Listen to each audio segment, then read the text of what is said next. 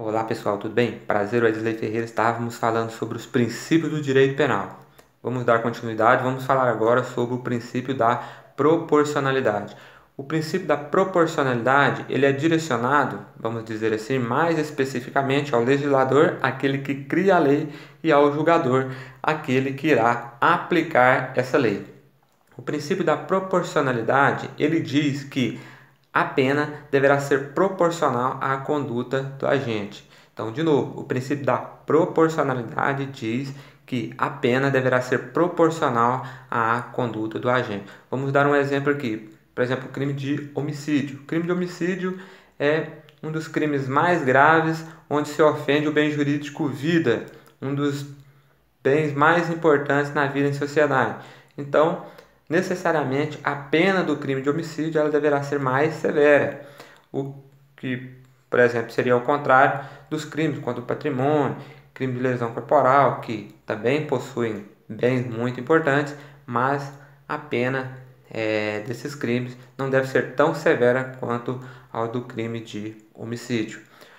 O princípio da proporcionalidade ele se remonta na antiguidade, mas veio a se firmar somente durante o período iluminista com a obra intitulada Dos Delitos e das Penas, com a autoria do Marquês de Beccaria, vindo a lume no ano de 1764.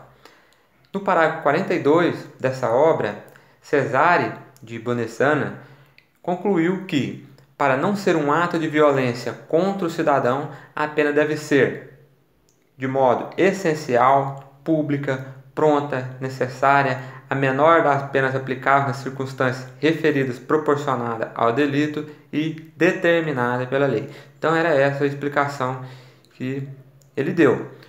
O princípio da proporcionalidade costumamos dizer que não é uma tarefa muito fácil se chegar à tão sonhada proporcionalidade.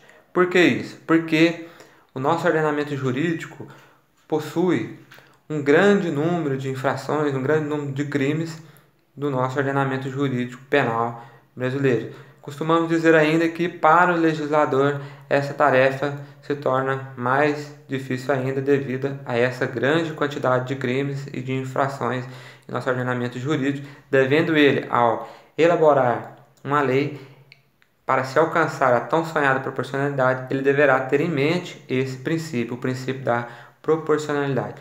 Por que dizemos então que para o julgador tal tarefa, ela, vamos dizer assim, ela não é tão tormentosa como no caso do legislador? Porque o julgador, ele se utiliza de meios ou de um critério que irá auxiliá-lo, que é aquele que está determinado está previsto, no Código Penal, no artigo 68, que é o critério trifásico, onde o juiz ele analisa isoladamente aquelas circunstâncias judiciais. O que não pode acontecer é, por exemplo, um bem jurídico muito importante, um bem jurídico fundamental muito relevante, ter uma pena baixa devido à importância desse bem. E também não poderia acontecer o contrário, um bem jurídico que não tenha tanta relevância assim e ter uma pena excessivamente alta.